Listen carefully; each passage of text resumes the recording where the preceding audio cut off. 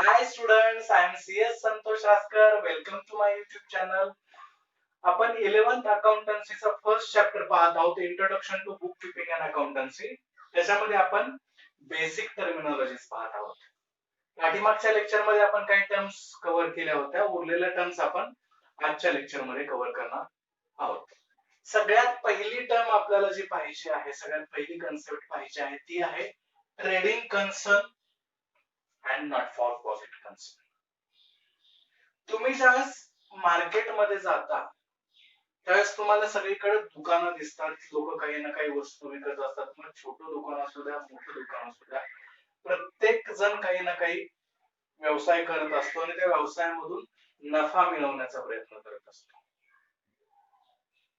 आपण पाहिलं तर आपल्या लक्षात येतं दोन प्रकारचे व्यवसाय अस्तित्वात असतात. एक जो पहिला प्रकार असतो तो म्हणजे व्यवसाय तो करताना लोक नफा मिळवण्याचा उद्देश असतो, आणि दुसरं असतं ते म्हणजे काही लोक असे काम करत असतात की त्यांचा उद्देश नफा मिळवणे वगैरे काही नसतो, तर त्यांचा उद्देश असतो लोकांना जास्तीत जास्त मदत करणे, लोकांची जास्तीत जास्त सेवा करणे, समाजसेवा करणे.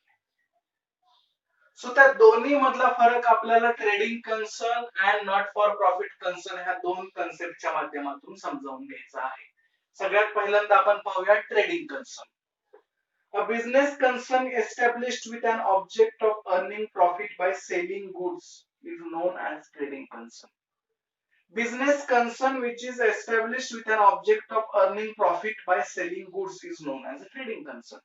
Business तो कशासाठी अस्तित्वात आला पाहिजे? To earn profit by selling goods. So जेव्हा तुम्ही असा व्यवसाय करता, त्या व्यवसायाचा उद्देश, व्यवसाय करण्यापाठीमागचा आपला उद्देश, मुख्य हेतू हा नफा मिळवणे असतो. अशा प्रकारच्या कोणत्याही व्यवसायाला, कोणत्याही बिझनेसला ट्रेडिंग कन्सर्न असं म्हटलं जातं. जेव्हा आपण कोणताही व्यवसाय करतो त्याचा मुख्य उद्देश हा टू अर्न प्रॉफिट हा असतो, नफा मिळवणे हा असतो, तेव्हा त्या व्यवसायाच्या प्रकाराला ट्रेडिंग कन्सर्न असं म्हटलं जातं. आपण ज्यावेळेस बाजारामध्ये, बाहेर मार्केटमध्ये जातो त्यावेळेस सभोवताली जी काही सर्व प्रकारची दुकानं दिसतात ती सगळी या ट्रेडिंग कन्सर्न स्वरूपामध्ये येतात.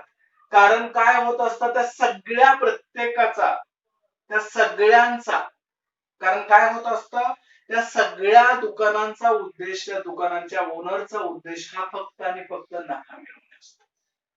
सो जेव्हा एखादा बिझनेस आपण नफा मिळवण्यासाठी करतो त्याला म्हणायचं trading concern. It is also called as commercial organisation और प्रॉफिट मेकिंग ऑर्गनायझेशन. ट्रेडिंग कन्सर्नलाच काय म्हटलं जातं?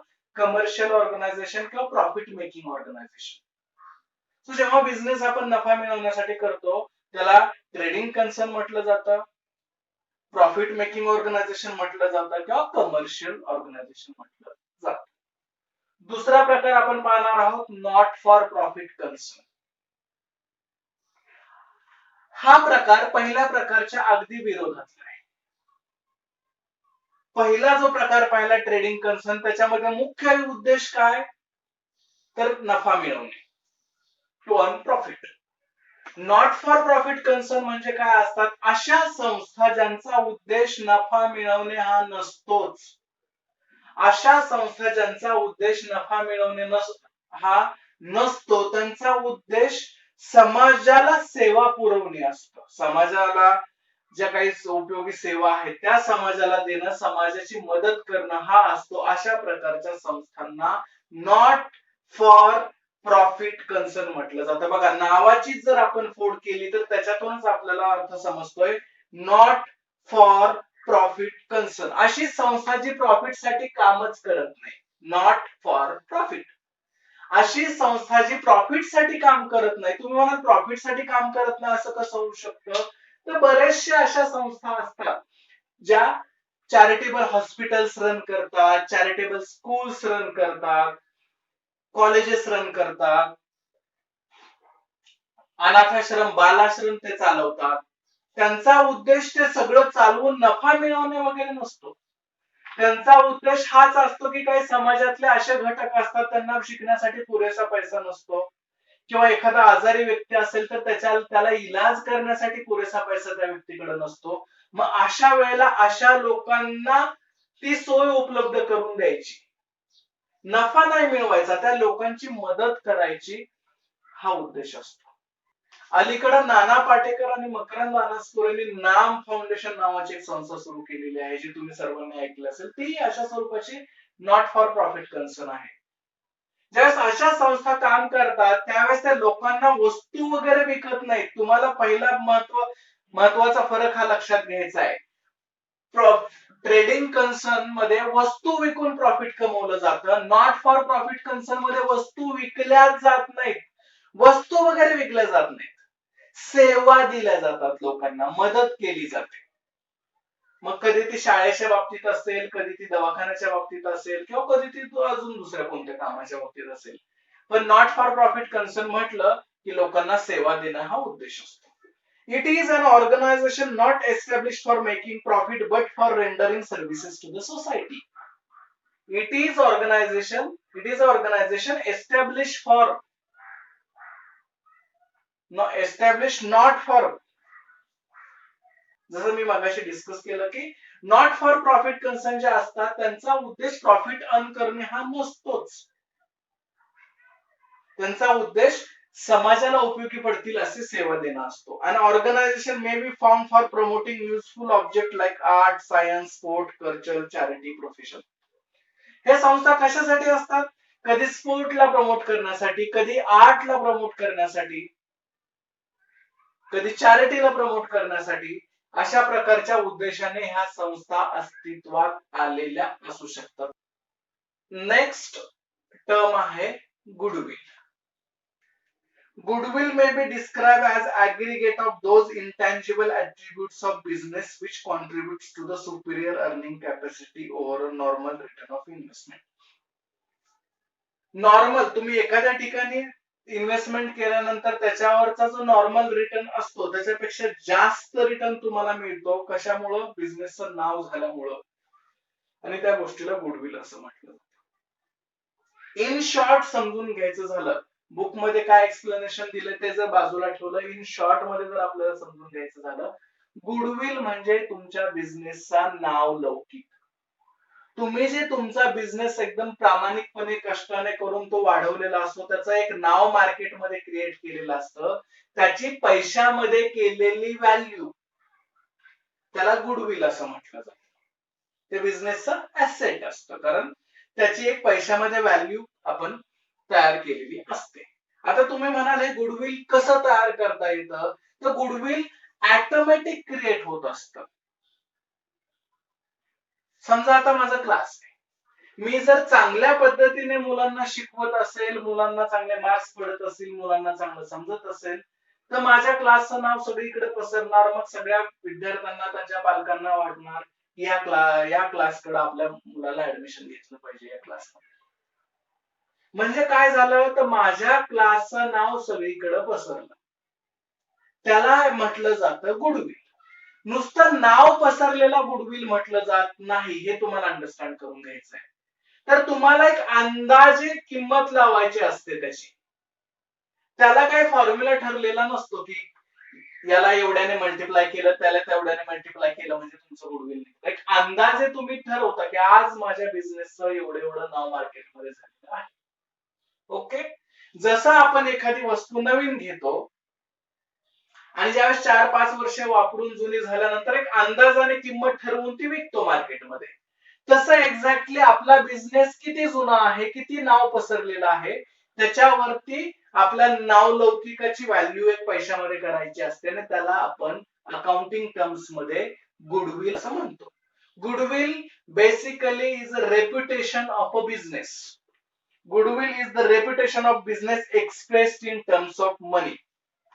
पैशामध्ये व्यक्त केलेले तुमच्या बिझनेसचा नाव लौकिक, त्याला गुडविल असं म्हटलं जातं. तुमचं मार्केटमध्ये जे नाव आहे, ज्याची व्हॅल्यू तुम्ही पैशामध्ये व्यक्त करताय, त्याला एक्झॅक्टली गुडविल म्हटलं जातं. आणि goodwill is an intangible asset. Intangible asset. आता तुम्ही हे काय नवीन इंटँजिबल ऍसेट? त्या ऍसेटचे दोन प्रकार असतात, टँजिबल आणि इंटँजिबल. ज्या ऍसेट्सला, ज्या प्रॉपर्टीला आपण टच करू शकतो, डोळ्याने पाहू शकतो, अशा ऍसेट्सला टँजिबल असेट्स असं म्हटलं जातं. आणि ज्या ऍसेट्सला तुम्ही टच करू शकत नाही किंवा डोळ्याने पाहू शकत नाही त्याला इंटँजिबल असेट्स असं म्हटलं जातं. गुडविल हे इंटँजिबल असेट आहे.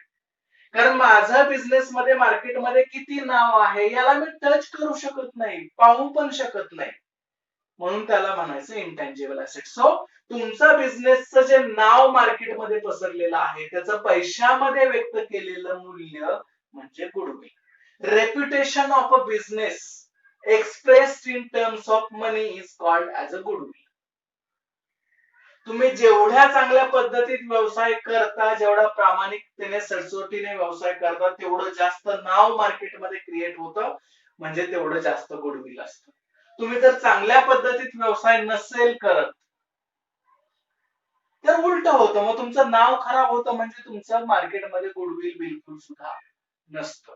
सो थोडक्यात समजून घ्यायचं झालं तर आपल्या बिझनेसचं मार्केटमध्ये जो नाव लौकिक झालेला असतो आपल्या बिझनेसचा, त्याचं पैशातील मूल्य म्हणजे goodwill.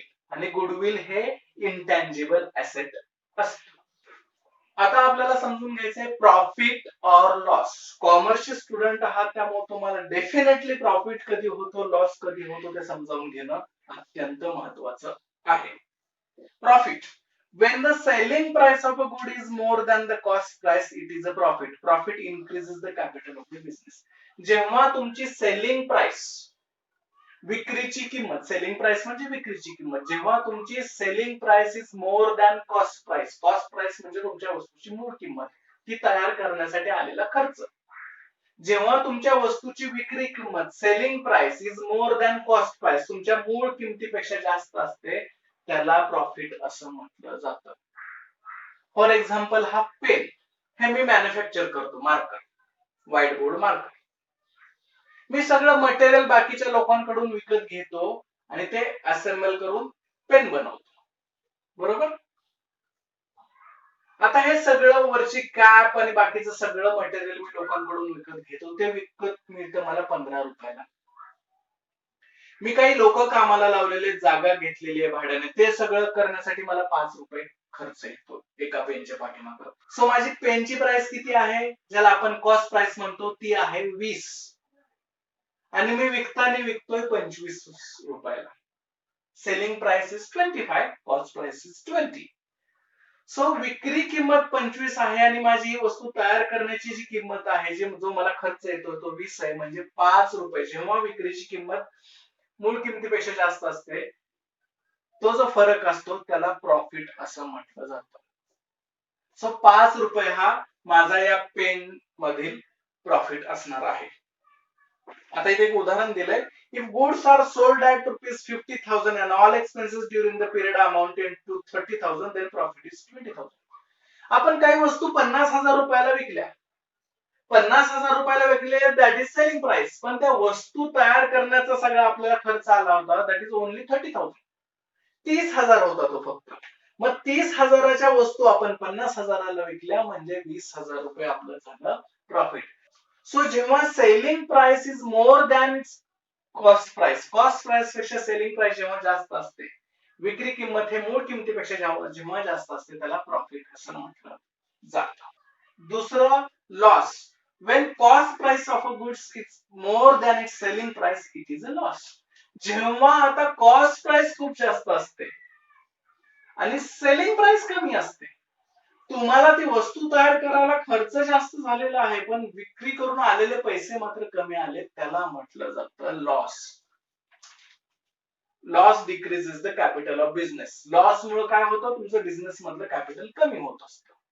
So when cost price is more than selling price, it is called as a loss. जेव्हा तुमची मूळ किंमत, वस्तू जी तुम्हाला तयार करायला जो खर्च आलेला आहे त्याची किंमत विक्रीपेक्षा जास्त आहे, तर त्याला लॉस असं म्हटलं जातं. If goods are sold for ₹50,000 and all expenses during the period amounted to 60,000, then loss will be 10,000. तुम्ही काही वस्तू तयार केल्या, त्या वस्तू तयार करायला तुम्हाला खर्च आलेला आहे 60,000, 60,000 रुपये, आणि ज्यावेळेस मार्केटमध्ये जाऊन तुम्ही त्या वस्तू विकल्या, अनफॉर्च्युनेटली मार्केटमध्ये वस्तू विकल्यानंतर तुम्हाला मिळाले 50,000. बघा, वस्तू तयार करण्याचा खर्च आहे 60,000, वस्तू विक्री करून आलेले पैसे आहेत 50,000. सो मूळ किमतीपेक्षा 10,000 रुपये कमी आले, म्हणजे तुम्ही म्हणणार मला लॉस झाला.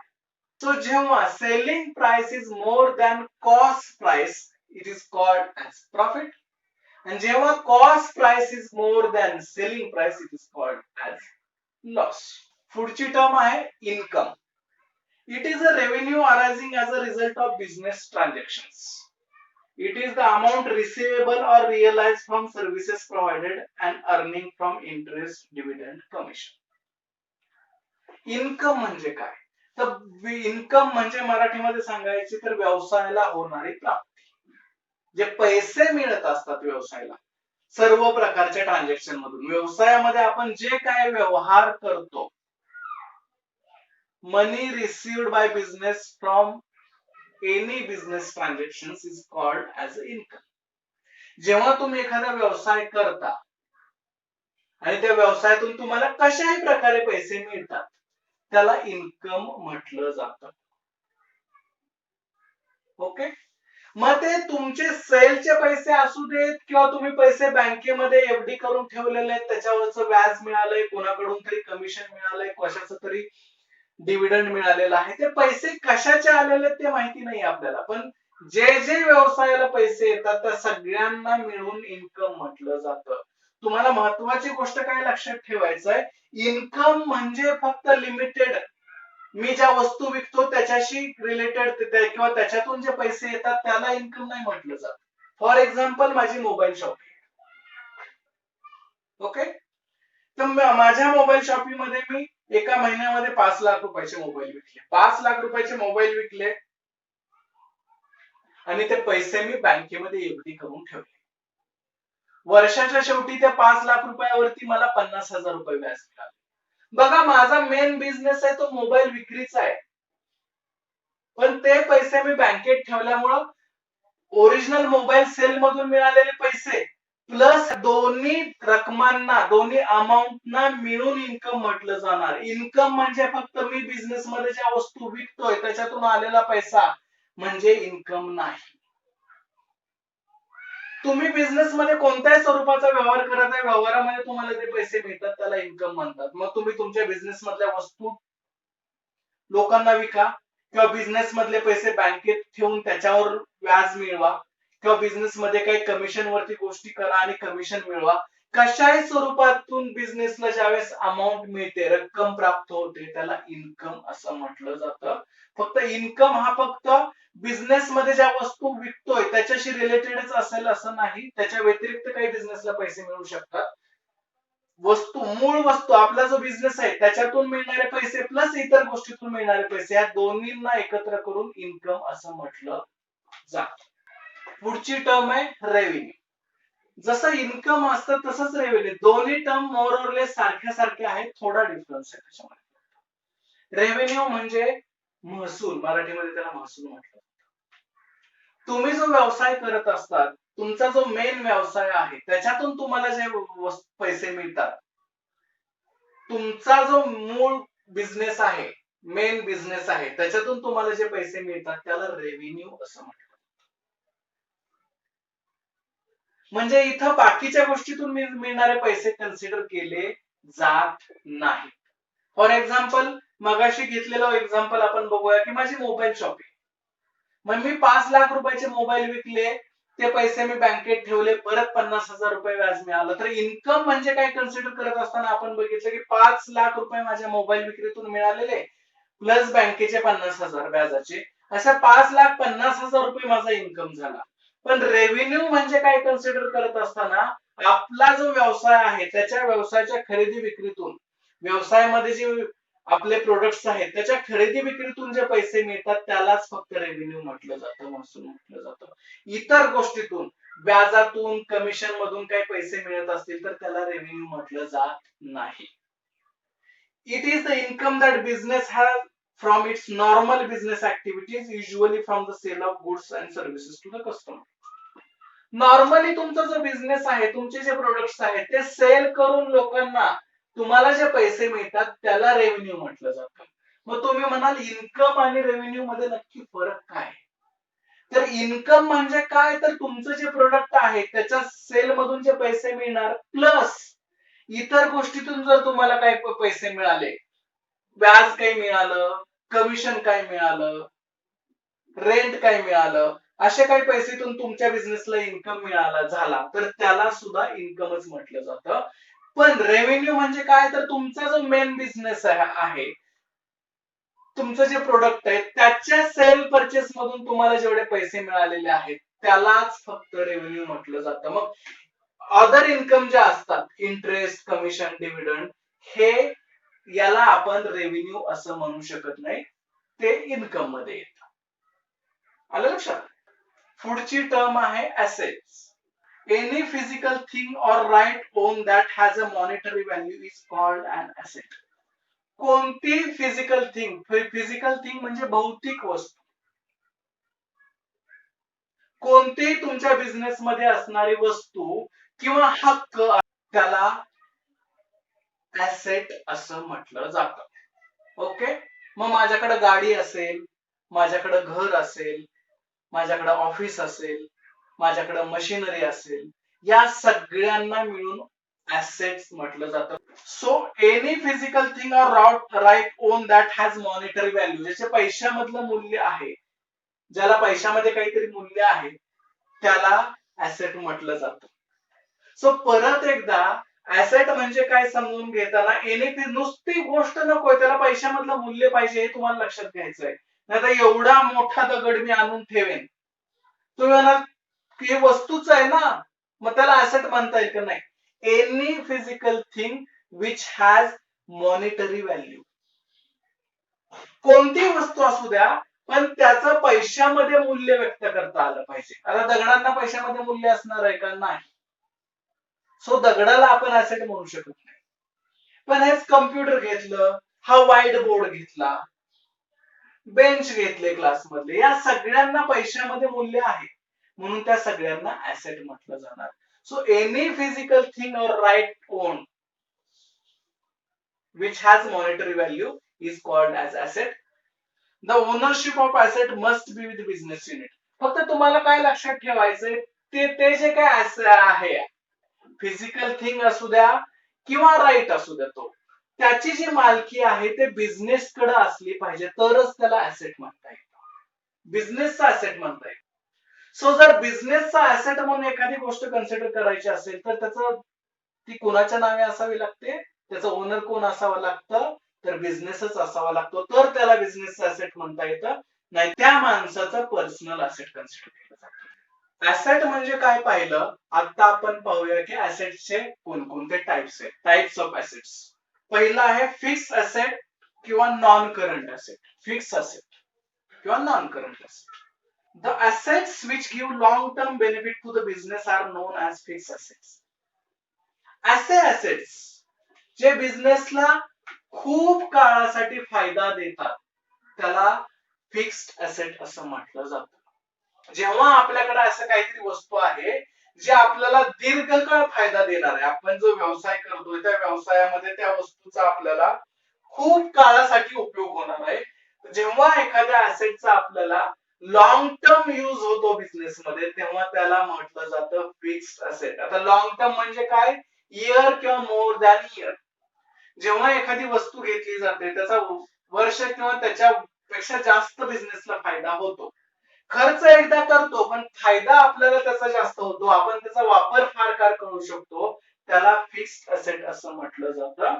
The assets which give long term benefit to the business is known as fixed assets. For example हा व्हाईट बोर्ड तुमच्या समोर आहे. असं होतं का की हा व्हाईट बोर्ड आणला की दर महिना, एक महिना झाला की तो खराब होतो आणि तो बदलून टाकावा लागतो? नाही. एकदा व्हाईट बोर्ड तो परचेस केला की 3 वर्ष, 4 वर्ष, 5 वर्ष, 6 वर्ष तो चालला जाणार आहे, तो वापरता येणार आहे, मला त्याच्यावरती मी प्रत्येक वर्षीची बॅच कंडक्ट करणार आहे. म्हणजे काय होतंय, हे ऍसेट मी एकदाच घेतलं पण त्याचा बेनिफिट मला आता वर्षानुवर्ष मिळणार आहे. सो जेव्हा तुमच्याकडे एखादा असेट असतं ज्याचा बेनिफिट तुम्हाला वर्षानुवर्ष मिळतो त्याला म्हटलं जातं फिक्स असेट. फॉर एक्झाम्पल दैनंदिन जीवनातली उदाहरणं पाहायचं झालं बिझनेस मधले we are not talking about personal things. Business, आपल्या बिझनेसचं ऑफिस आहे, बिल्डिंग आहे.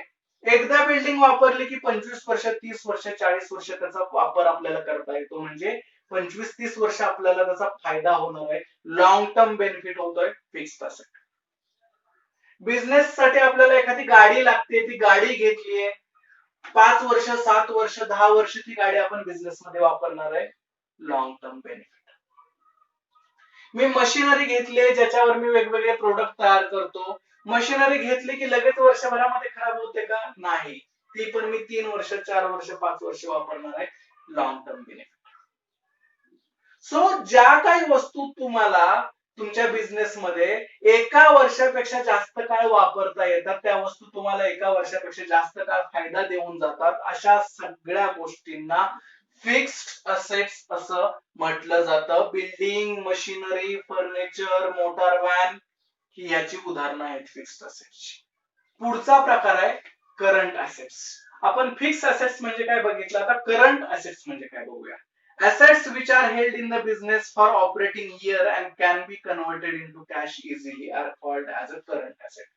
जे ऍसेट बिझनेस मध्ये थोड्या काळासाठी राहू शकतात, म्हणजे पैशामध्ये पटकन कन्वर्ट करता येतात. पैशामध्ये कन्वर्ट करता येतात म्हणजे काय, तर ते विकून लगेच आपल्याला पैसे मिळवता येतात, त्याला करंट असेट असं म्हटलं जातं. Assets which give short term benefit to the business and can be converted easily into money is called as current asset. अशा तुमच्या बिझनेस मधल्या वस्तू ज्या तुम्हाला जास्त काळ उपयोगी नसतात, बिझनेस मध्ये एका वर्षापेक्षा कमी काळ उपयोगी पडतात आणि विकायचं म्हटलं तर त्या पटकन विकता येतात, अशा सगळ्या वस्तूंना करंट ऍसेट असं म्हटलं जातं. मगाशी मी तुम्हाला व्हाईट बोर्डचं फिक्स असेटचं उदाहरण दिलं होतं, आता ह्या मार्करचं उदाहरण देतो.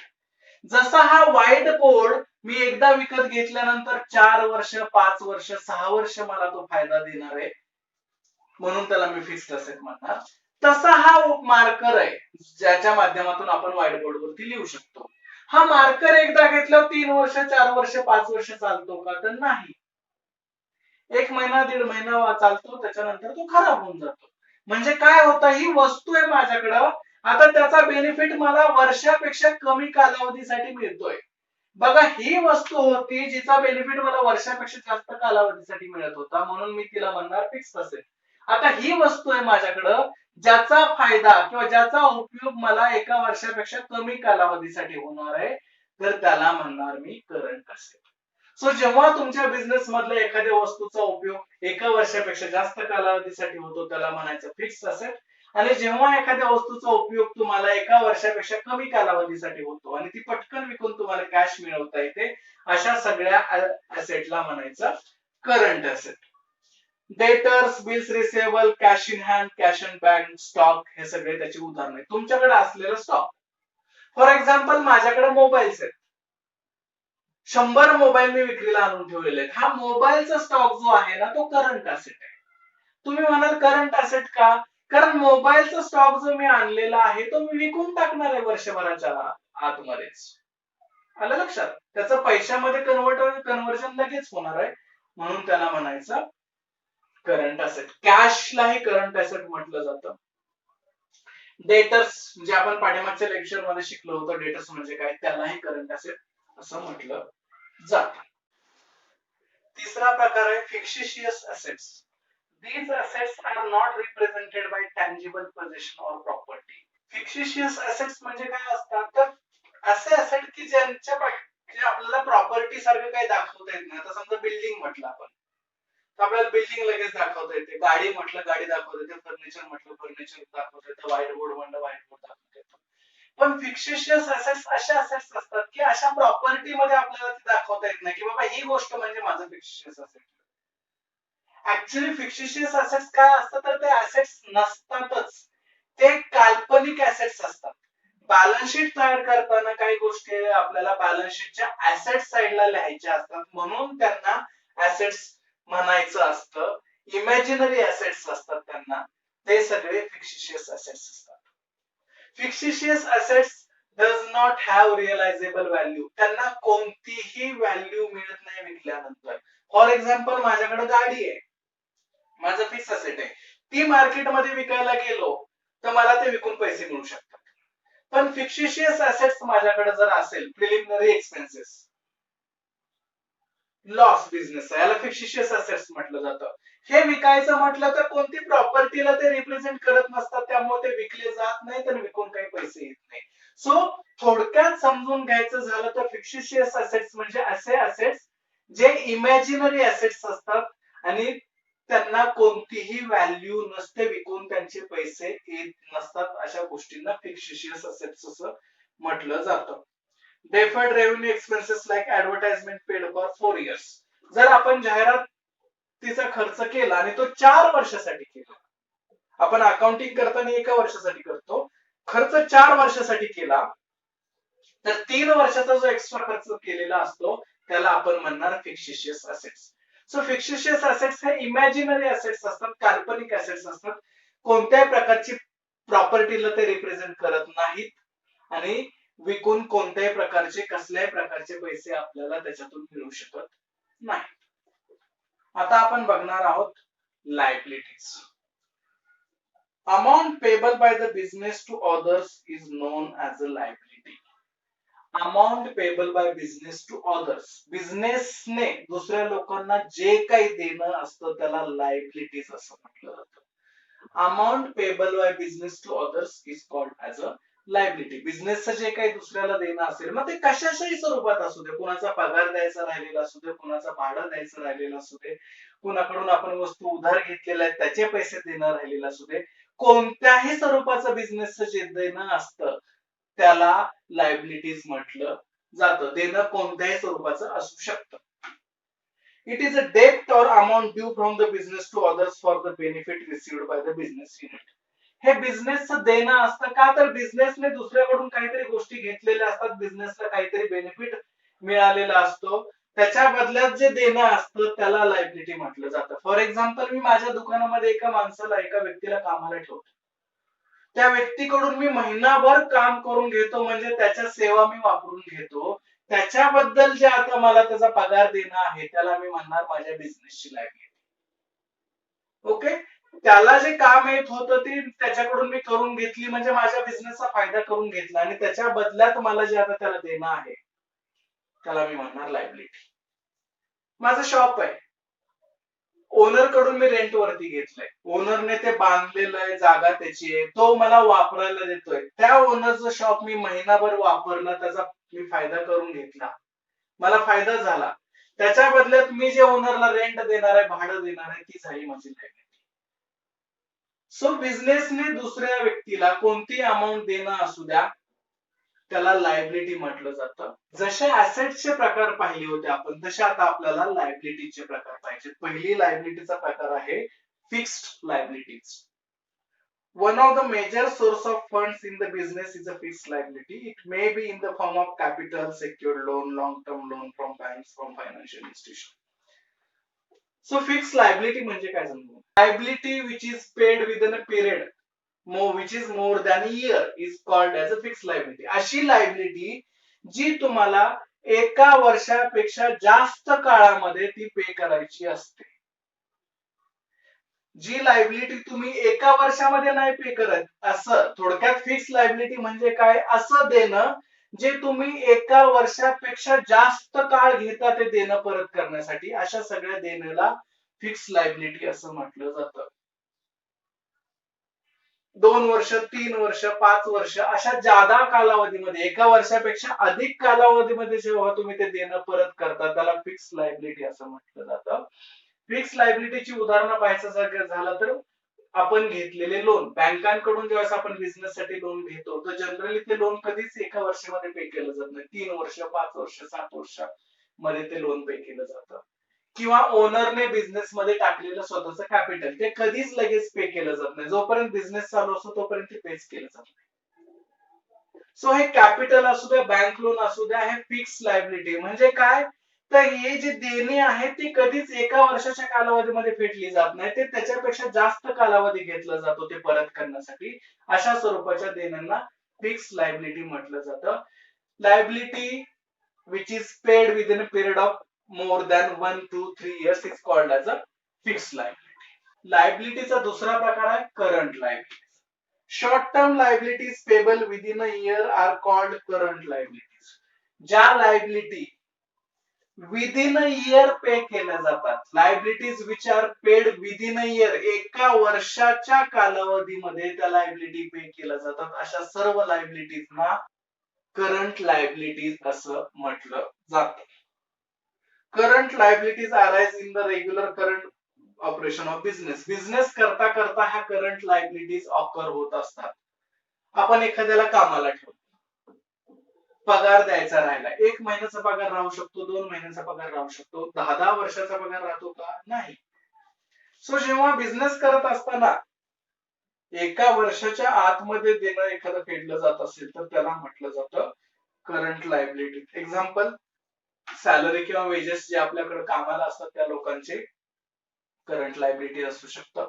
आपले क्रेडिटर्स हे करंट लायबिलिटीज असतात. सो जी liability within a year pay केली जाते अशा लायबिलिटीला करंट लायबिलिटी म्हटलं जातं. आणि जी लायबिलिटी पे करण्यासाठी एका वर्षापेक्षा अधिक काळाचा कालावधी लागतो त्याला फिक्स लायबिलिटी असं म्हटलं जातं. अशा पद्धतीने लायबिलिटीचे 2 प्रकार आपण पाहिले, एक फिक्स लायबिलिटी आणि करंट लायबिलिटी. पुढची टर्म आहे नेटवर्थ और ओनर्स इक्विटी और कॅपिटल. नेटवर्थ, कॅपिटललाच नेटवर्थ किंवा ओनर्स इक्विटी असं म्हटलं जातं. The amount or fund provided by the proprietor in the business is called as a capital. Business मध्ये जो प्रोप्रायटर म्हणजे जो व्यक्तिगत मालक, जो तो बिझनेस ओन करत असतो असा पर्सन, त्याला प्रोप्रायटर म्हटलं जातं.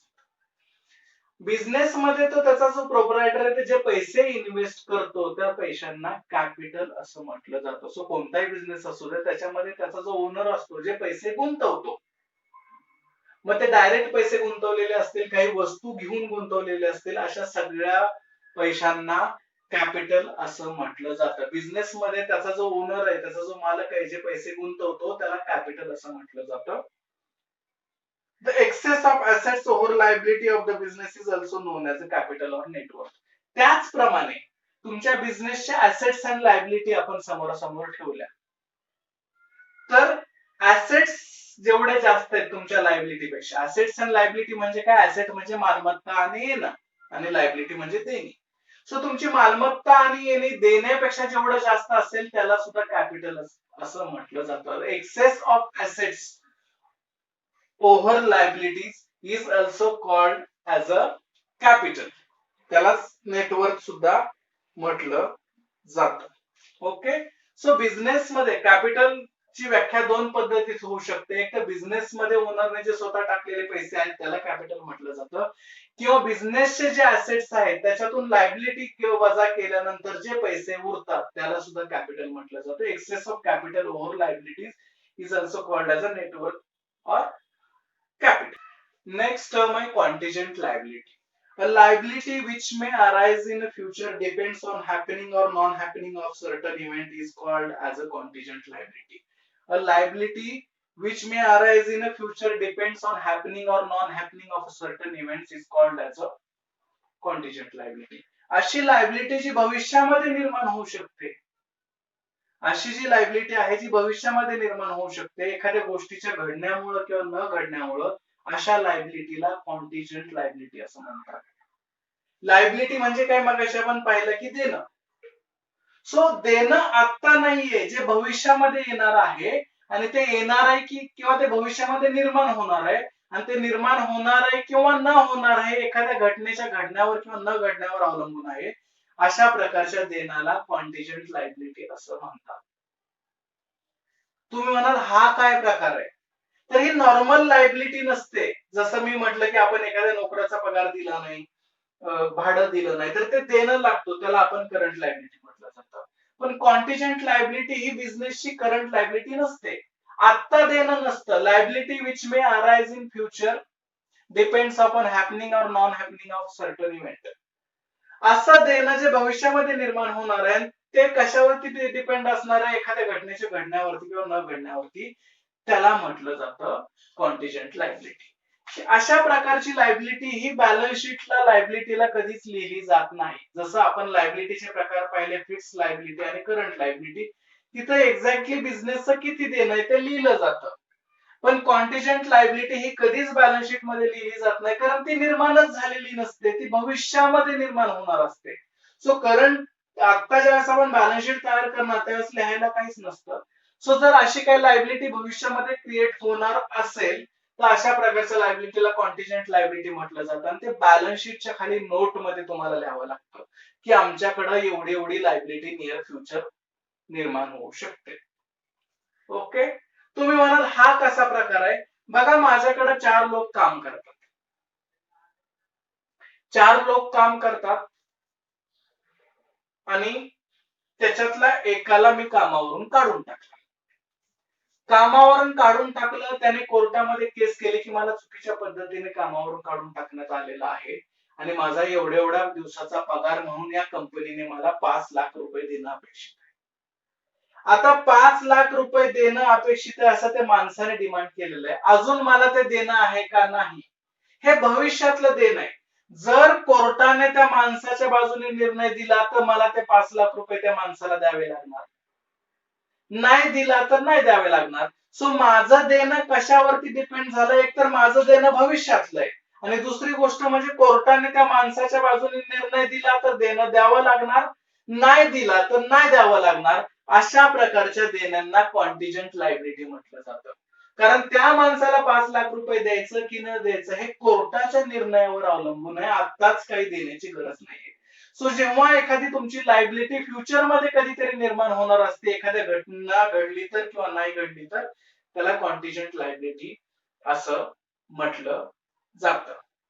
सो अशा प्रकारे आपण ज्या बेसिक टर्मिनॉलॉजीज तुमच्या टेक्स्ट बुक मध्ये दिलेल्या आहेत त्या सगळ्या कव्हर केलेल्या आहेत. होपफुली तुमचे सगळे डाउट्स रिझॉल्व्ह झाले असतील. माझा व्हिडिओ आवडल्यास लाईक करा, फ्रेंड सोबत शेअर करा, कमेंट्स करा आणि सबस्क्राईब करायला विसरू नका. Thank you so much.